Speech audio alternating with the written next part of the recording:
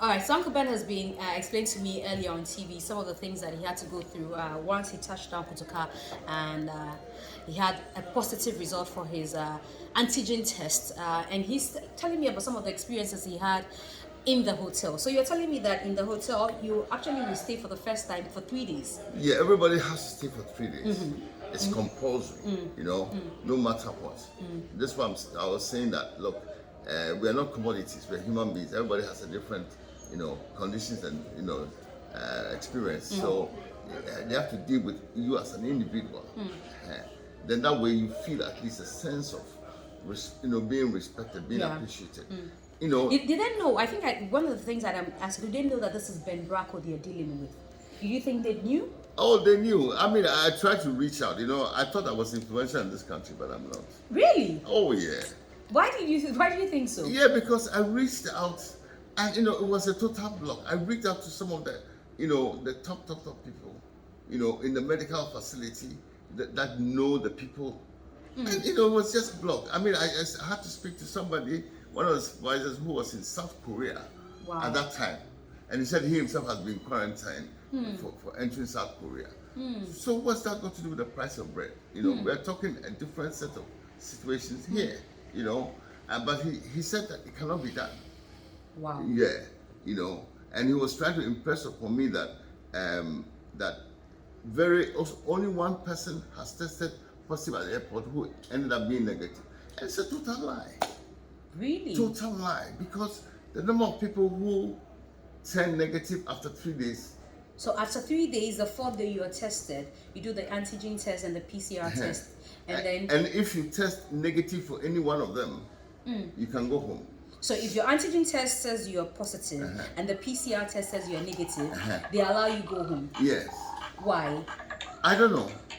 But I thought you have to be positive for both, negative for both before you're allowed to go home. I would have thought that would make sense. That stands to reason, right? But no, so even me, by the time I left the place, I hadn't received my PCR test. Why? But the antigen had tested negative. So, and because they used the antigen at the airport for you, at the airport, the antigen test was what was done. Yeah. And that's when you were positive. Yeah. And then within 3 days, on the fourth day, when you checked, they checked with the antigen test again, it was negative. Yeah.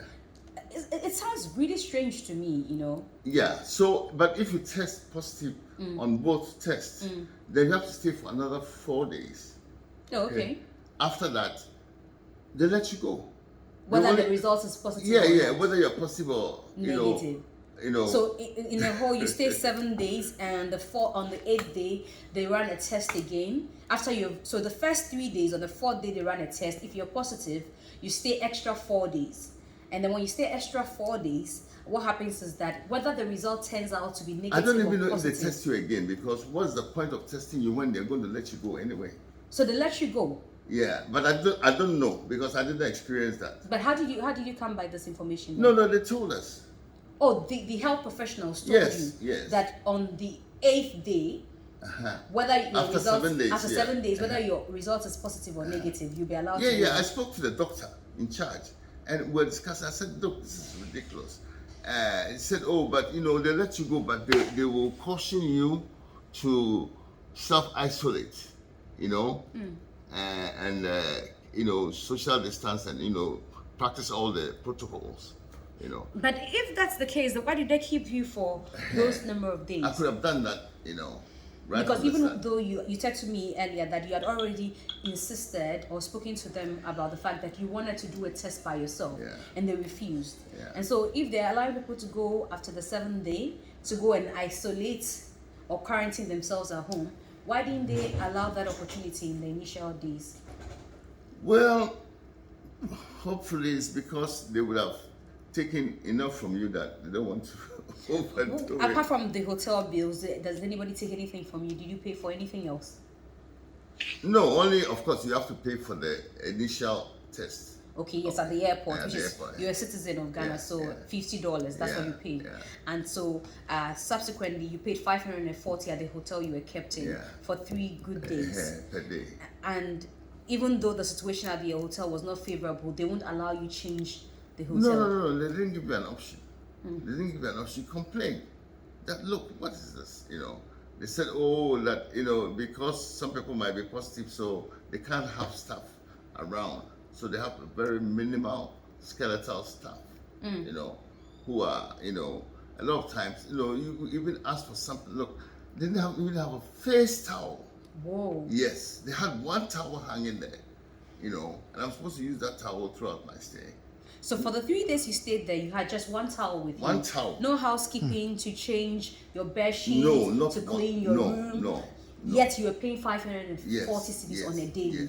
Yes. And this is what the Ghana Health Service took you through. This is a hotel they took you to. Yes. Wow. Yes. That's the deal that they are given to people. It's totally wrong, And you see, Ghana is fast losing its reputation as a friendly, reasonable country. People, culture. And it's bad. It's really bad. Now, since you came out, have you tried, because like you say, you're a statesman, have you tried to reach out to the health service? Have you tried to reach out to those who are in authority, since you couldn't get them to speak to whilst you were under quarantine? Now that you're out, were you able to speak to them to find out? Well, to be honest with you, I spoke with somebody who is supposed to be like an advisor, at the Ministry of Health, and he was nice. He apologized for the way I was treated from my reports, and said that he wanted to have a discussion with me as to what I thought were the issues.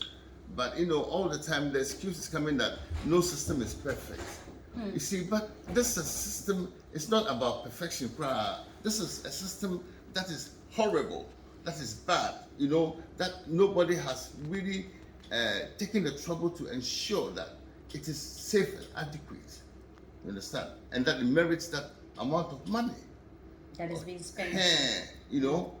That you have forced. I have my own place, which is clean and tidy, waiting for my own bed. And you come and put me in a place I can't even have change of sheets. I can't have towels. I have to ask for toilet roll. Yes. And it took years to come. Wow. Quite an unfortunate situation. Yes. Quite an unfortunate situation. I want you to leave your very last words, because we're putting this on social media, hoping that you'll get the traction that it needs or it deserves. So we want you to put out your final words before. Well, I think that people, officials, first of all, I think that they should put one of the top officials through the same paces and let them experience it and know what they're dishing out to people. Okay, who they don't know, who might even be on a higher level than them in terms of their own situation, personal situation. You understand? So to sit down and say that, oh, you've given them a hotel, this and that, it's not. Do you think anybody is benefiting from this system, having to subject you to a hotel that is unkempt? You think that somebody has some deal that you're benefiting from because they are insisting that use this hotel even though it doesn't have the right facilities or it's not in the right situation? Well, let me put it this way. It is not running as a hotel, okay? It has run down, and they have just I don't know what kind of deal they've made with the ownership, or whether they've partnered with the ownership, but there's money accruing there. Who is benefiting from that money?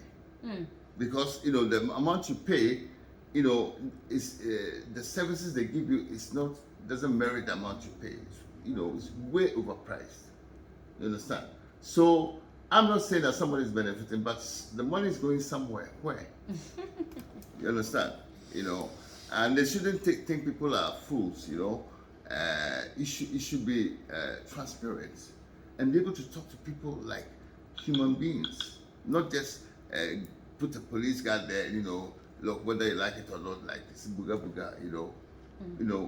Governments are there because of the people, and they should always remember that. You don't think that you can just come and say that, and we are a sovereign country, so we have our sovereignty and we can do what we like. What kind of rubbish talk is that?